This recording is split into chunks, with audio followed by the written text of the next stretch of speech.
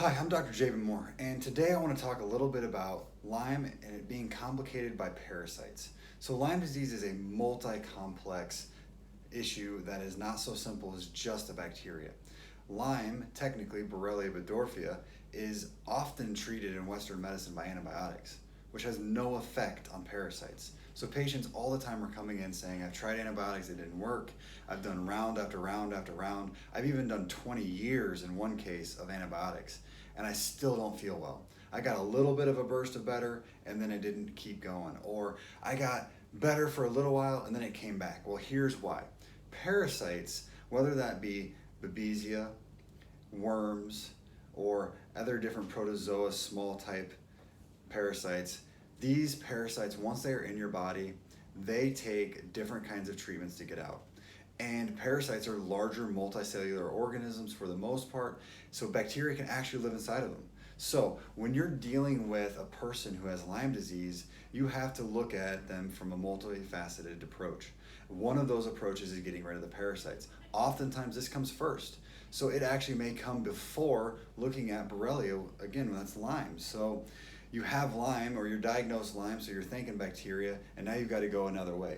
So what are some things that can give you hints at this? Well, Lyme by itself, just the bacteria, oftentimes does not cause skin irritation, where you have rashes on your skin, on your hands, on your face. It oftentimes also does not cause a lot of teeth grinding or disruption to your bowels. So if you have digestive tract issues, whether it's constipation, diarrhea, bloating, or stomach aches, think maybe you have parasites along with your Lyme.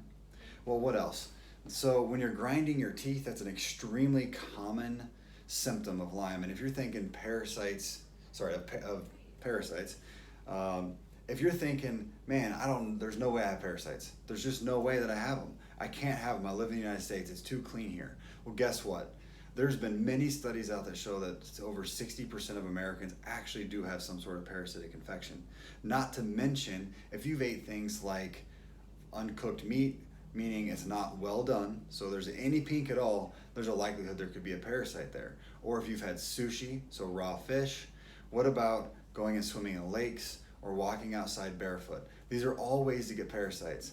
And here's the one that none of my patients want to hear. What if you have animals? What if you have animals that lick you on your face, lick you in your hands, or even sleep in your bed? These are other ways that you can get parasites. So those are just ways you can get it outside of being bit by an organism. Because many different insect vectors, so insects that can bite like ticks, mosquitoes, and otherwise, when they're biting you, they're carrying around spores, bacteria, virus, mycoplasma, and they're giving that to you.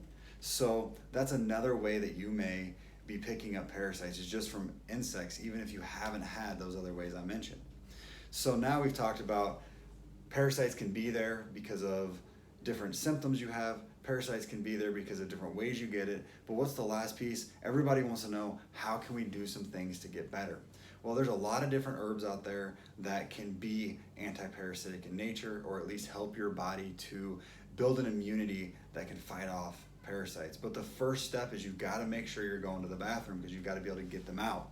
The next step is you can use a multitude of different things such as mimosa pudica, neem, and noni, but all of these things can have side effects. So I'm not telling you to take them without supervision from a doctor, making sure that they can step you through this process so you don't have major herx reactions. Because if you think you can herx from Lyme, you absolutely can herx from parasites. I've seen it. I've seen much worse reactions even from herxing from parasites, because they're larger.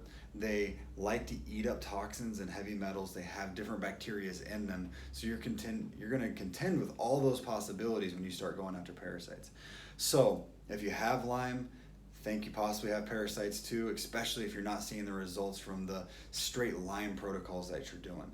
All right, I hope this helps.